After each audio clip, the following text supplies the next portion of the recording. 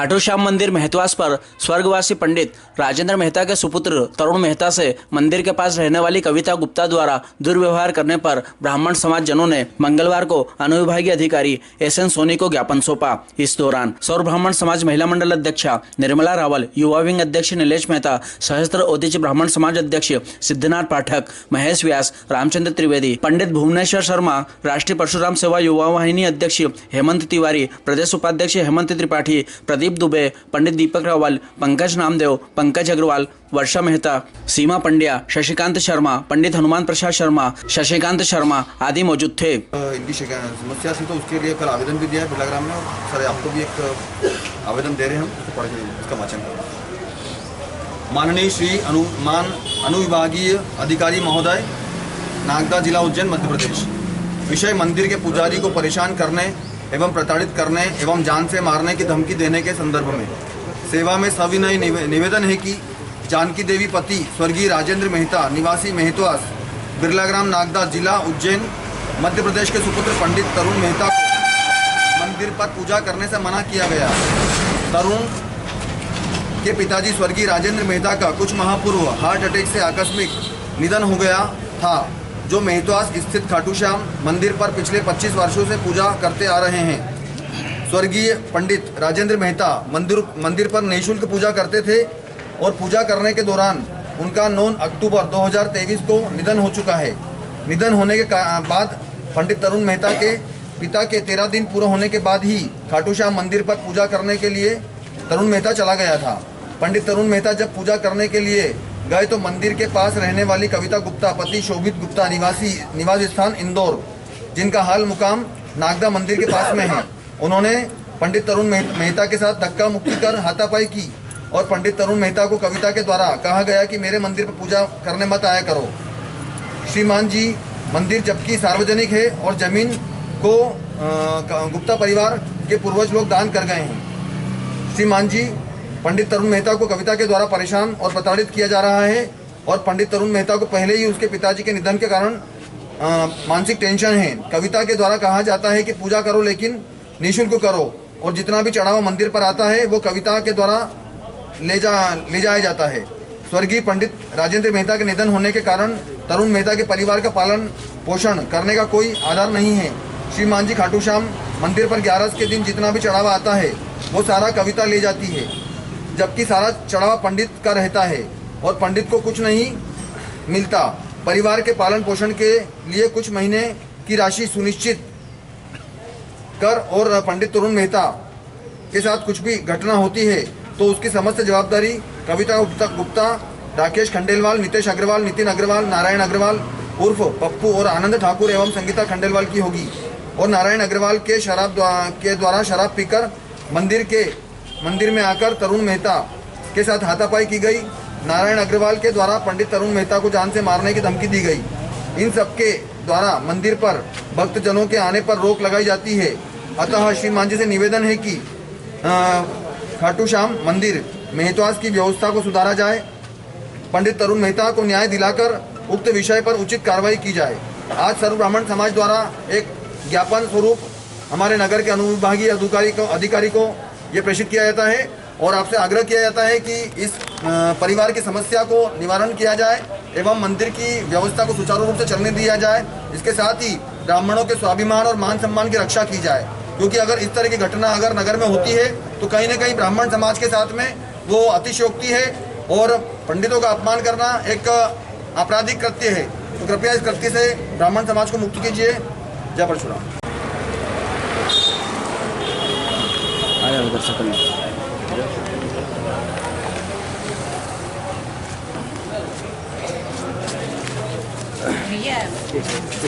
आप थोड़ा से जब आ जाएगा सब आ जाओ, ऊपर आ जाओ, घर से आ जाओ। आज सर्व ब्राह्मण समाज नागदा द्वारा एक ज्ञापन हमारे नगर के अनुविभागीय अधिकारी को दिया गया और जिसमें मांग की गई है कि हमारे नगर के ब्राह्मण पंडित जो कि मेहतवास स्थित खाटू श्याम मंदिर पर अपनी सेवाएं देते हैं, उनके पिताजी पिछले 25 वर्ष से वहां पर मंदिर पर अपनी निःशुल्क सेवाएं देते आ रहे हैं और आज अभी अक्टूबर माह में उनके पिताजी का निधन हो गया। निधन होने के बाद जैसे ही 13 दिन का पूरा कार्य उनका हुआ परिवार का, तो तरुण मेहता ने अपने दायित्व को निभाते हुए मंदिर की सेवा को प्रभावित नहीं करते हुए वहाँ पर जाकर के उस मंदिर की सारी पूजा सेवा को निर्विघ्न संपन्न करने का प्रयास किया। और इन सब चीज़ों को देखते हुए वहाँ के मंदिर प्रबंधन के साथ ही वहाँ पर जो पास में गुप्ता परिवार है, ऐसी शिकायत मिली है कि गुप्ता परिवार द्वारा पंडित को वहाँ पर, उस तरुण मेहता को वहाँ पर आने से मना किया गया, साथ ही वहाँ के पूजा कार्य को करने से मना किया गया। इसके साथ ही धक्का मुक्की कर अपशब्द भी कहे गए। तो उस परिवार को परेशान किया जा रहा है जो निःशुल्क अपनी सेवा दे रहे हैं। इसके साथ ही एक उनको महीने का जो एक पारितोषिक मिलना चाहिए उस कार्य का, वो पारितोषिक भी उनको जो है नहीं दिया जाता है। तो ऐसी स्थिति में परिवार की सहायतार्थ और ब्राह्मण समाज के स्वाभिमान की रक्षा करते हुए कम से कम उस पंडित को वहाँ पर व्यवस्था पूजा की जाए, साथ ही उनका मासिक शुल्क निश्चित किया जाए। और शुल्क भी कई बार हमारे पास शिकायत आई, पिछले 1 वर्ष से हमारे पास इस तरह की शिकायत आ रही है कि कोई 1500 रुपये का उनको बोलता है, 2000 का, 3000 का बोलता है। तो अगर कोई पंडित अगर निश्चित रूप से अगर पूरे महीने भर आपको दोनों समय अगर सेवा दे रहा है तो उसको वहाँ पर उसका परिवार पालन पोषण हो सके, ऐसा होना चाहिए। क्योंकि एक मजदूर भी अगर कोई अपना जो उसमें दैनिक वेतन उसको मिलता है तो मजदूरी के बराबर भी उसका वेतन वहाँ का नहीं बन रहा है। तो हमारा प्रशासन से आग्रह है कि इसको समाज हित में, परिवार हित में इस पर कार्यवाही की जाए और भविष्य में ऐसी कोई घटना नगर में नहीं घटे, इसका हमको सहयोग किया जाए। और अगर इस तरह का घटनाक्रम अगर शहर में होता है तो ब्राह्मण समाज उग्र आंदोलन करेगा और किसी भी प्रकार से इस तरह की घटना को सहन नहीं करेगा। जय परशुराम। जय जी बोलो बहन जी, आप बोलो जी। मैं जो कल की घटना हुई है हमारे ब्राह्मण समाज में के पुजारी के साथ, वो निंदनीय है। और मैं अग्रवाल बंधुओं से भी निवेदन करना चाहता हूं कि अग्रवाल समाज का जो व्यक्ति रहता है, अग्रवाल समाज हमेशा ब्राह्मणों की आदर करता है, सम्मान करता है, रक्षा करता है। ऐसा अग्रवाल समाज उनके लिए एक सम्मानीय विषय है। वो ब्राह्मणों को वो कभी अग्रवाल प्रताड़ित नहीं करता है। ब्राह्मण समाज हमेशा ब्राह्मणों की सेवा करता है।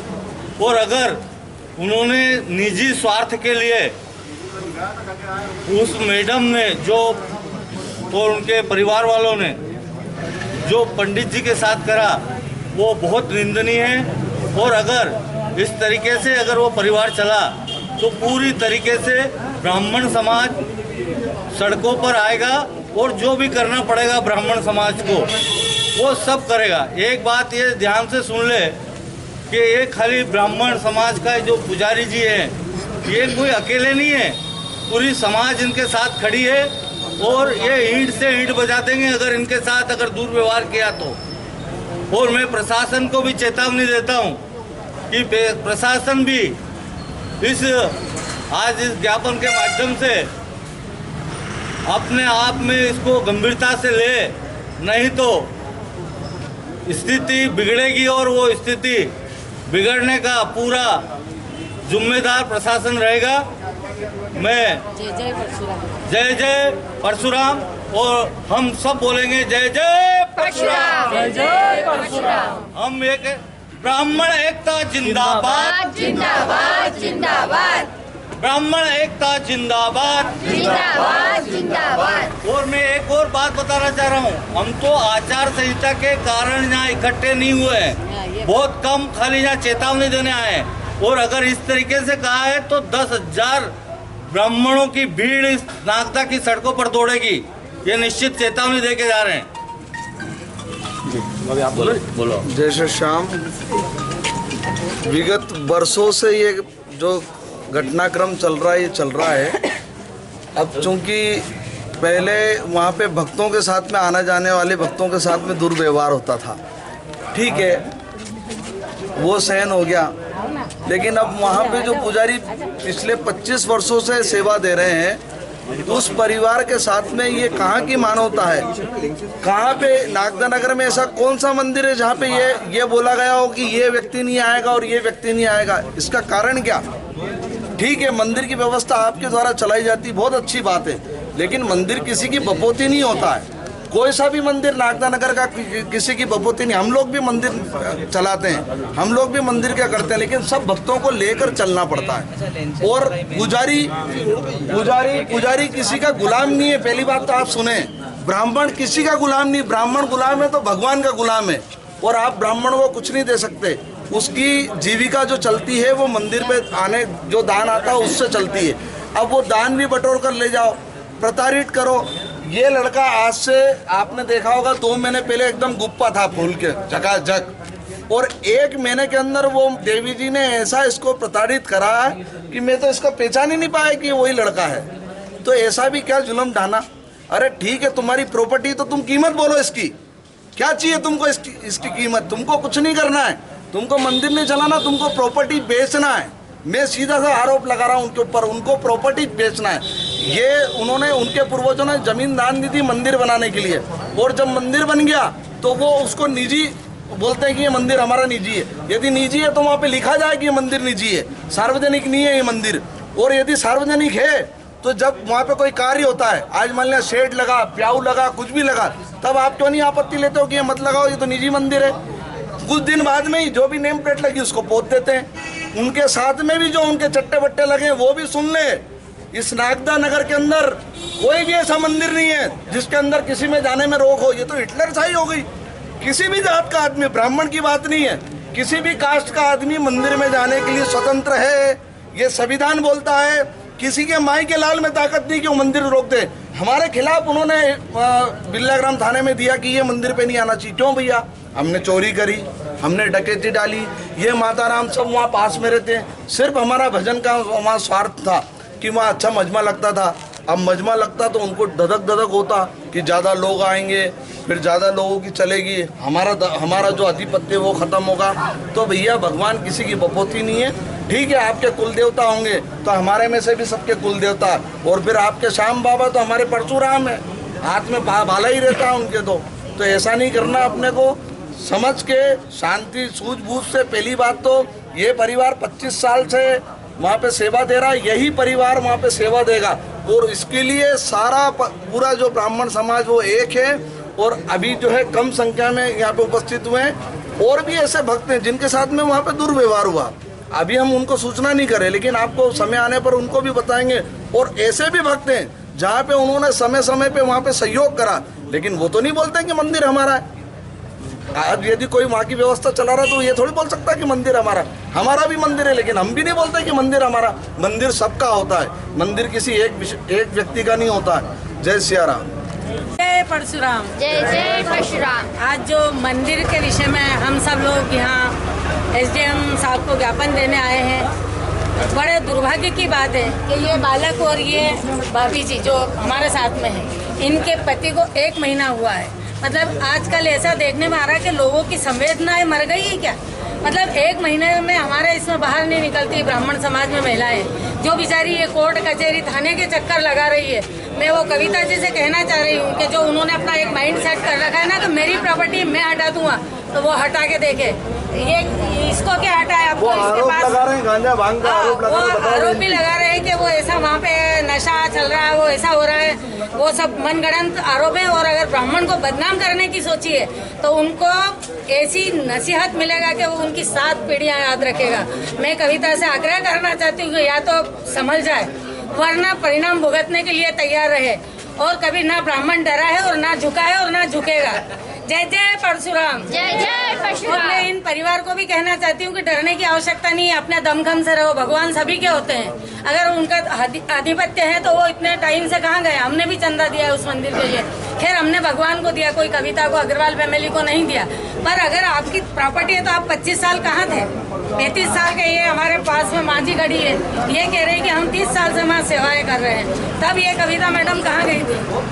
आए और होश में आए वो कविता मैडम, और अपने सारे मुगालते दूर कर ले कि हम ब्राह्मणों को डरा देंगे। और जहाँ तक संख्या की बात है, एक ब्राह्मण भी हजारों पे भारी पड़ता है, तो ये तो बहुत सारे हैं। और अगर संख्या बल से डरेगी वो भी हम करके दिखा देंगे। धन्यवाद। जय हिंद, जय भारत, जय जय परशुराम। जय जय परशुराम।